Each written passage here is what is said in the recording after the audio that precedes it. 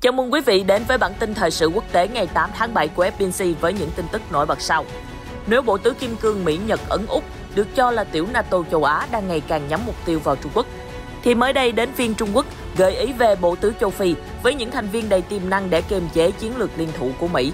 Trong lúc đó, một công bố độc quyền từ hãng tin Reuters tiết lộ quân đội Trung Quốc có thể đang thu thập dữ liệu gen của phụ nữ mang thai. Ở một diễn biến khác, phía Nhật Bản lần đầu liệt kê đích danh Nga Trung Triều là mối đe dọa an ninh mạng. Sau hàng loạt đòn cảnh cáo của Bắc Kinh, Đài Loan vẫn tự khẳng định hòn đảo là quốc gia độc lập. Còn tại nước Mỹ, Tổng thống Biden nói sẵn sàng giúp đỡ điều tra vụ Tổng thống Haiti bị ám sát. Ông Trump đệ đơn kiện tập thể Facebook, Twitter và Google. Những thông tin đáng chú ý khác. Độc đáo, Trung Quốc tạo ra nước uống trên trạm vũ trụ từ nước thải con người. Vườn thú nước Anh đón chào đười ươi Sumatra con có nguy cơ tuyệt chủng. Những diễn biến mới nhất trên toàn cầu ngày 8 tháng 7 sẽ được cập nhật ngay sau đây.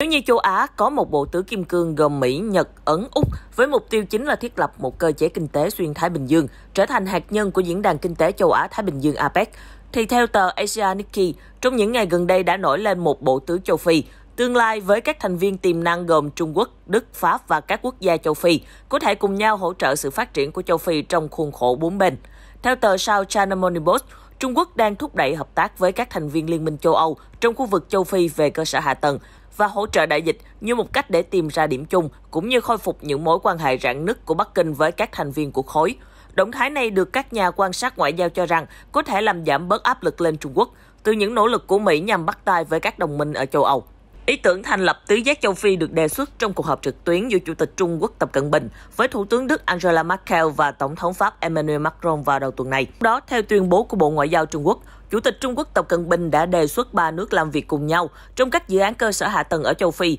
thông qua sáng kiến vành đai và con đường để tạo ra nhiều cơ hội hơn cho sự phát triển chung. Ngoài ra, ông Tập cũng kêu gọi châu Âu hỗ trợ đại dịch cho châu Phi, nói rằng Trung Quốc đã cung cấp vaccine cho hơn 40 quốc gia châu Phi và ký các thỏa thuận xóa nợ với một số nước trong số đó. Truyền thông đã nhận định đây có thể là một tín hiệu mà Trung Quốc muốn ngăn chặn việc Mỹ vươn dài cánh tay đến châu Âu, trong bối cảnh Washington đã và đang nỗ lực để tăng cường mối quan hệ xuyên Đại Tây Dương. Trong chuyến công du kéo dài 8 ngày vào tháng trước, Tổng thống Mỹ Joe Biden đã đạt được một số thỏa thuận với các đồng minh G7 và NATO về việc đối đầu với Trung Quốc. Thậm chí trong suốt thời gian kể từ khi thành lập năm 2007, bộ tứ kim cương do Mỹ dẫn đầu đã luôn là cái gai trong mắt Bắc Kinh khi có những động thái kìm hãm Trung Quốc. Thậm chí, mối quan hệ giữa Trung Quốc với châu Âu đã chìm trong căng thẳng sâu sắc với các cuộc thảo luận về việc phê chuẩn hiệp ước đầu tư lớn của họ đã bị đóng băng ở châu Âu. Hậu quả của các lệnh trừng phạt ăn miếng trả miếng liên quan đến các cáo buộc Trung Quốc vi phạm nhân quyền ở khu vực Tân Cương.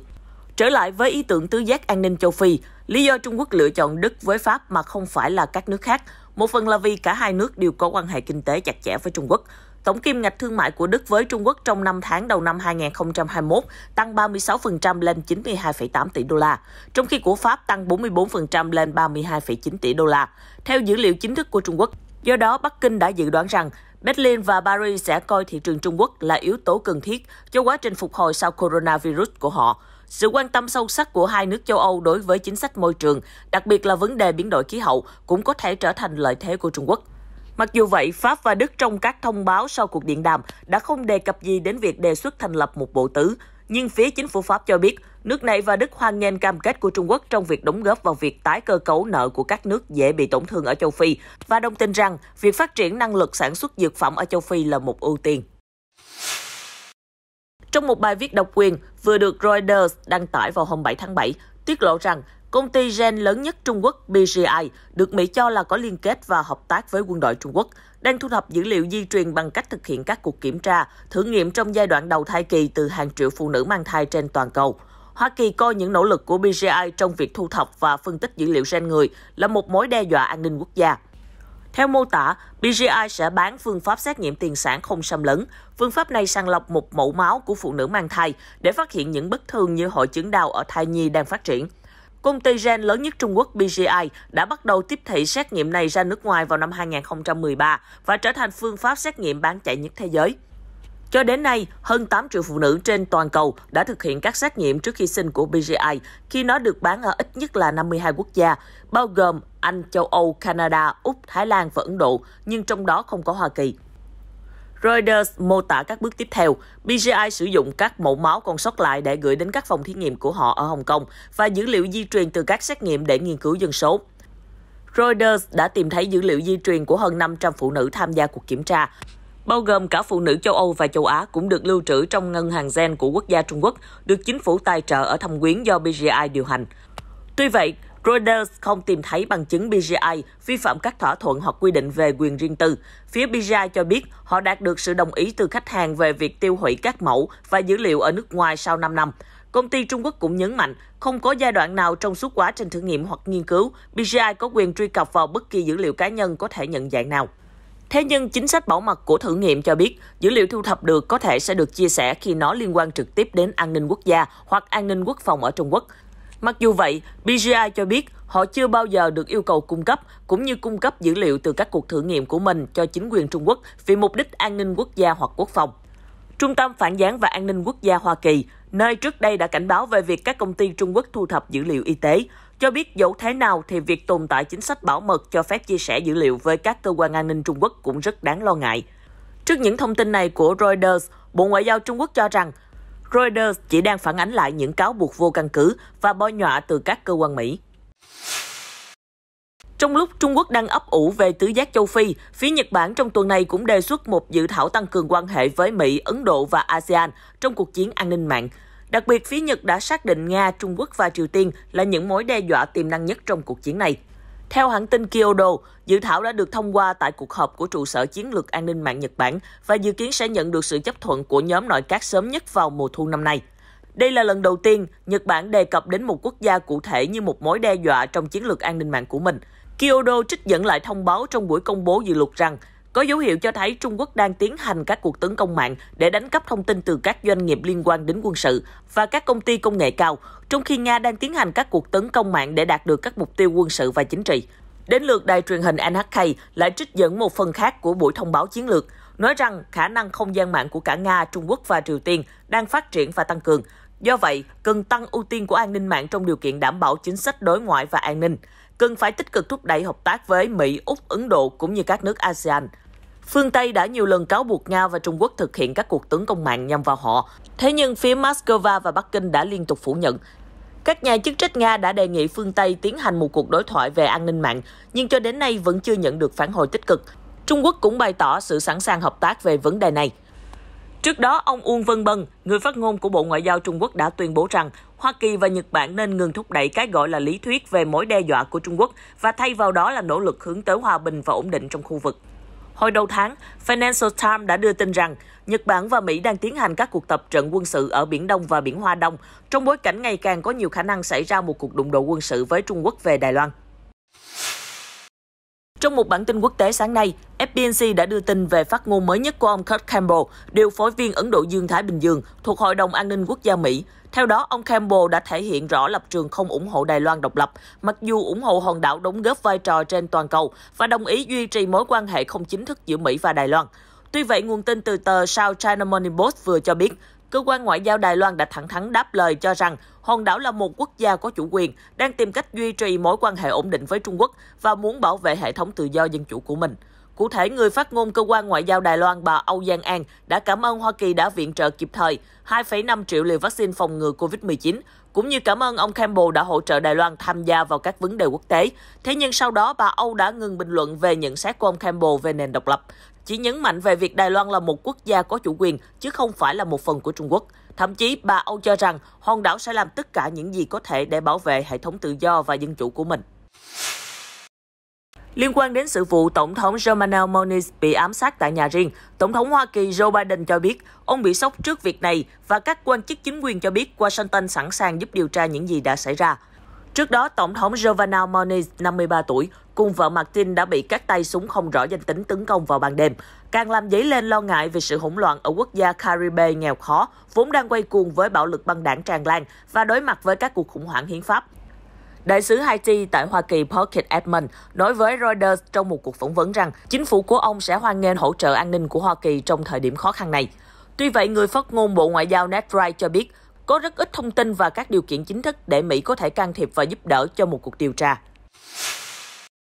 Cựu Tổng thống Donald Trump cho biết hôm thứ Tư rằng ông đã đệ đơn kiện tập thể chống lại những gã khổng lồ công nghệ như Facebook, Twitter và Google, bao gồm cả CEO của các doanh nghiệp này là Mark Zuckerberg, Jack Dorsey và Sundar Pichai vì những lệnh cấm áp đặt lên ông và những người khác. NBC News dẫn lời phát biểu của ông Trump trong một cuộc họp báo ở Bedminster, New Jersey rằng chúng tôi đang yêu cầu chấm dứt bóng tối, dừng im lặng, dừng danh sách đen, tự ý làm biến mất và hủy bỏ bất kỳ cá nhân nào. Ông Trump lập luận rằng việc tạm ngưng các tài khoản mạng xã hội của mình là vi phạm sự đảm bảo của tù chính án thứ nhất, trong đó quy định không có lệnh cấm tự do tôn giáo hoặc giảm bớt quyền tự do ngôn luận, xâm phạm quyền tự do báo chí, can thiệp vào quyền tụ tập ôn hòa hoặc cấm yêu cầu kiến nghị sửa các khiếu nại của chính phủ. Do vậy, cựu Tổng thống đã gọi cuộc kiện cáo lần này là cuộc chiến cho quyền tự do ngôn luận. Mặc dù đơn kiện lần này đã được đệ trình lần đầu tiên dưới danh nghĩa tập thể nhắm vào các công ty công nghệ, nhưng không rõ có những ai sát cánh cùng cựu Tổng thống Trump. Trước đó vào tháng 1, tài khoản Twitter của ông Trump với 88 triệu người theo dõi đã bị cấm vĩnh viễn. Đại diện Twitter và Facebook đã từ chối bình luận. Không giống như Twitter, Facebook và YouTube đã cấm vô thời hạn với các hoạt động của cựu Tổng thống trên nền tảng của họ, nhưng đã không xóa tài khoản của ông Trump. Cựu Tổng thống hiện có 35 triệu người theo dõi trên Facebook, 24 triệu người trên Instagram, 2,8 triệu người trên YouTube. Chuyển sang một thông tin đáng chú ý về lĩnh vực không gian. Nếu quý vị đang thắc mắc làm thế nào để duy trì nguồn nước cho phi hành đoàn ở lâu dài ngoài trái đất, hãy cùng theo dõi tiết lộ độc đáo ngay sau đây. Tờ Hoàn Cầu Thời báo của Trung Quốc vừa cho biết, khi phi hành đoàn Thần Châu 12, gồm 3 phi hành gia đã sống gần 3 tuần trong mô đun lỗi của trạm vũ trụ Thiên Hà của Trung Quốc, hệ thống xử lý nước tiểu trong mô đun đã tái chế 66 lít nước tiểu và xử lý thành nước cất để hỗ trợ phi hành đoàn. Điều chắc chắn là chất lượng của nước cất vượt qua tiêu chuẩn nước uống bình thường của Trung Quốc, cũng như tiêu chuẩn cần thiết cho các phi hành gia. Nước tái chế có thể được sử dụng cho mục đích uống, làm sạch hoặc tạo oxy trong trạm vũ trụ. Hệ thống xử lý nước tiểu này là một phần phụ của hệ thống hỗ trợ sự sống, được các nhà khoa học Trung Quốc cùng với Viện Nghiên cứu 206 thuộc Học viện thứ hai của Tập đoàn Công nghệ và Khoa học Hàng không Vũ trụ Trung Quốc, gọi tắt là CISIC, phát minh ra. Các nhà phát triển nói với Hoàn Cầu Thời báo rằng, tái chế nước là một bước đột phá công nghệ quan trọng để đảm bảo con người ở lâu dài trong trạm vũ trụ với chi phí tối thiểu.